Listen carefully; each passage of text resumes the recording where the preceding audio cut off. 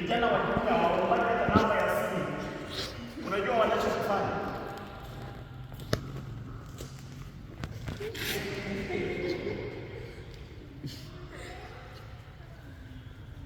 Nini unataka? Kwani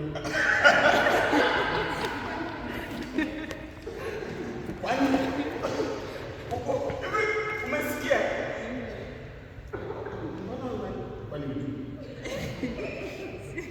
Hivyo baada ya hapo ameshaandikiwa namba ya simu, kinachofuata unajua mimi nakupenda na mimi. Binti naye anasema na mimi. Biashara inafanyaje? Tayari hao watu wanaingia kwenye nini? Kwenye mahusiano. Lakini niwaambie ukweli, kuna kipengele kimoja sana nitafundisha mwisho wa mwezi.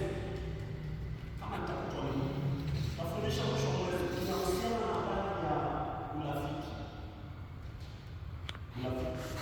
Kabla hajaingia kwenye mahusiano, mwanangu Mana, rafiki yangu Mana, kabla hujaingia kwenye mahusiano, cha kwanza kinachoanza alinda ni urafiki. Jenga urafiki na yule mtu unayefikiri kuwa boyfriend wa kwako, alafu baadaye unatarajia kuwa mume hapo baadaye. Jenga naye urafiki. Nitakwambia mwisho wa mwezi ukifika, ndio tunakutana tena. Nitakwambia ukishajenga naye urafiki, mwisho wa siku ndipo unaenda kusema sasa moja mbili cha tatu ndio. Na mimi nitawafundisha kitu moja baada ya kitu. Nilikuwa nazungumzia habari ya nini? Ukatili. Yesu asifiwe. Kwenye huo ukatili kuna vitu ambavyo vinasababisha, vinaweza kupelekea watu kufa.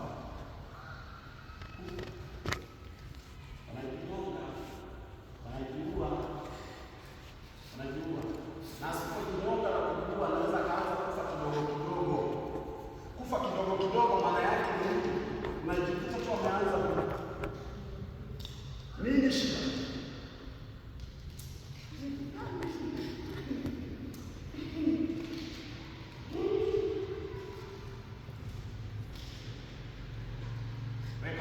Tusogee kidogo.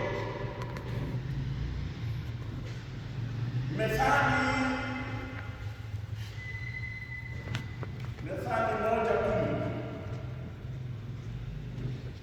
Methali 1:10. Unapata? Unapata? Methali 1:10.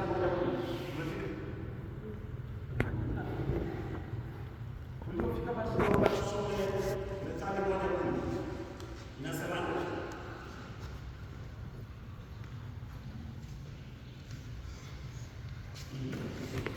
Mwanangu mwenye dhambi wakushawishi, wewe usikubali. Wakisema haya, njooni pamoja nasi, na tuvizie ili kumwaga damu. Tumuotee asiye na hatia bila sababu.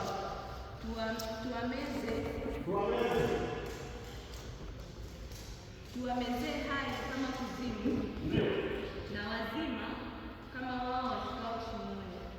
Asante sana. Anasema mwanangu mwenye dhambi akikushawishi wewe usifanye nini? Ni nani anasema? Ni nani anasema? Sulemani anawaeleza, ni kama mzazi anazungumza na nani? Na mwanae, ya kwamba wako wenye dhambi. Jinsi somo letu linasema,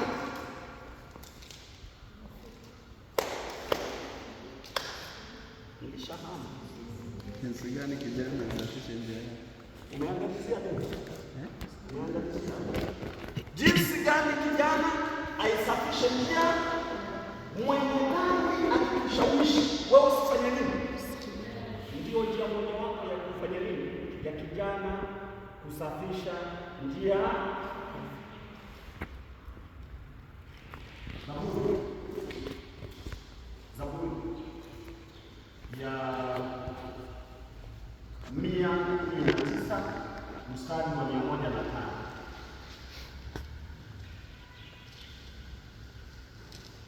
Zaburi ya 119 mstari wa 105.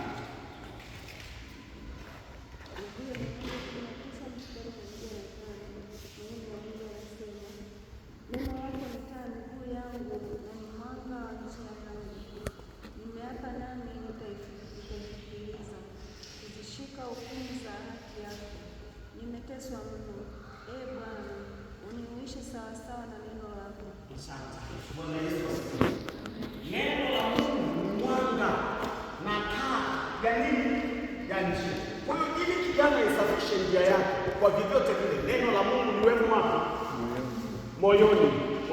Akitembea neno la Mungu limmulikie. Akitembea neno la Mungu limuongoze kutenda yaliyo mema na kukataa yaliyo mabaya. Hiyo ndio kazi ya kijana. Na neno la Mungu likikaa kwa ndani. Nimepewa dakika chache na zisha. Bwana Yesu asifiwe. Naomba niguse kipengele alafu nitoe kazi.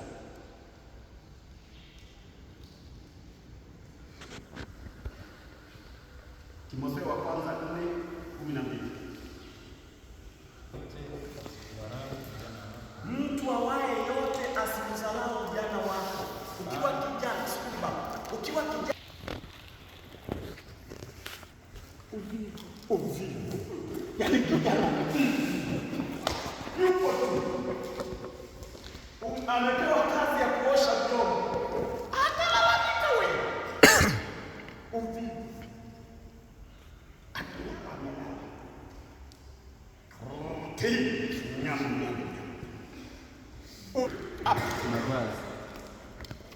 Wale vijana wa kiume wanapangiana hapa.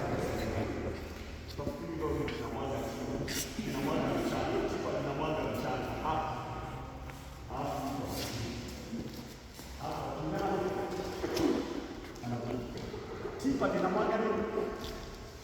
linamwaga nini? Mchanga. Si unaona tipa lile linamwaga mchanga, linavinukaga hivi. Sasa ndo kijana amevaa hivi. Mwingine hapa. Heshima. Kujiheshimu. Kujikubali. Yaani hata kama wakikuona wewe wengine wakikutazama hivyo wanasema kijana fulani nimekaa kati ya aina ile, wewe ukitoka useme wow, nimetokelezea. Allah